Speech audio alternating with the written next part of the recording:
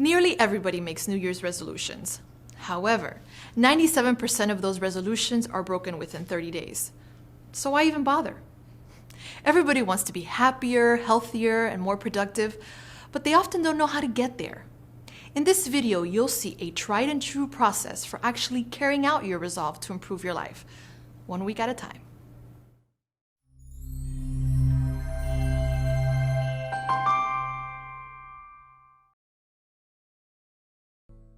You're looking at this scene through what photographers call a wide-angle lens. They use this kind of lens to capture the big picture. Now you are looking through a telephoto lens, which is used to bring objects very close.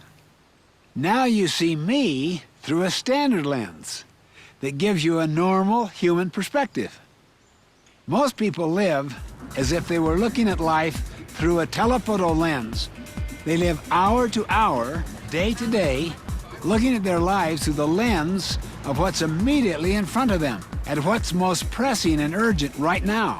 Imagine walking down a street while looking through a telephoto lens. We would focus only on the immediate threat or the passing impulse. We would live from crisis to crisis, dealing only with urgent things, mistaking them for the important things. The telephoto lens perspective would not allow us to focus on what's truly important, on the big picture of our lives. The big picture is what's ultimately important to us, our life mission, our organizational vision, our long-term Quadrant 2 priorities. But we can't focus all the time on the big picture either. If we don't translate our vision into action, we lose touch with reality. We become dreamers and end up neglecting the very details that enable our vision to come true. So how do we stay focused day to day without losing sight of the big picture? The week is the normal lens that gives the most manageable perspective. You see, the week represents a complete patch in the fabric of life. There are work days, evenings, the weekend. It's close enough to be highly relevant, but distant enough to provide context and perspective. I mean, what you can't do in one day, you might be able to do in another. And over the course of a week, you can balance your life. If you were to ask me, what single practice would do more to balance your life and increase your productivity than any other, it would be this. Plan your week, each week, before the week begins. Take 20 or 30 minutes alone in a quiet place to go through these 3 steps. First, write down the important roles you play in your life. Roles represent your key relationships, your areas of responsibility. You may have the roles of being a manager of new products, a friend, a community volunteer, a family member. And don't forget yourself. You have an obligation to take care of yourself, to sharpen your own saw. Organizing your life around the many roles you play will help you maintain balance and focus on your key relationships, rather than focusing on tasks and things. Second, choose the big rocks. These are weekly Quadrant 2 goals for each of your roles. Look back at the big picture, your mission statement, and your long-range goals, and select those big rocks that will have the greatest impact on your mission and goals.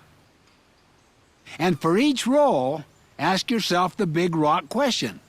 What is the most important thing I could do in this role this week that would make the most positive difference? For instance, it might be to complete the budget this week. It might be to help a child resolve a problem, or to attend a conference where you will learn new ideas you need for your job. You see, these big rocks will almost always be Quadrant 2 activities. In essence, you're creating your Quadrant 2 plan for the week so that your highest priorities don't get pushed aside by the urgent. Finally, schedule the big rocks. Block out time now in your calendar for those big rocks before the week fills up with other activities. Then schedule your other activities around the big rocks. I once asked the managers of a struggling shopping center the big rock question. What one thing could you do that you absolutely know would have a significant positive impact on your business? Their answer was unanimous and immediate. Improve their deteriorating relationships with their tenants. They were the store owners in the shopping center. Then I asked them how much time they spent doing those kinds of things. It was less than 5%. Oh, they had all kinds of reasons. They had meetings to go to, reports to make out, email to answer. So you know what they did? They set up a goal to spend 1/3 of each week activity helping store owners with their problems.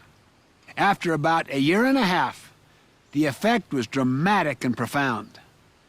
The numbers went up, and they had a waiting list for new tenants. This is the power of putting first things first every week.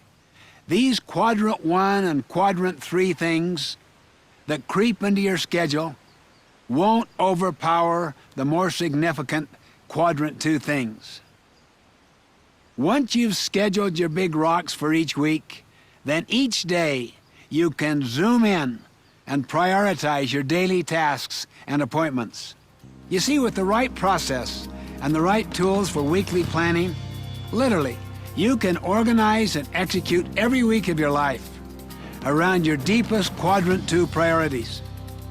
You will spend your time on those things that matter most, never losing that big picture perspective that makes your life so rich and so meaningful.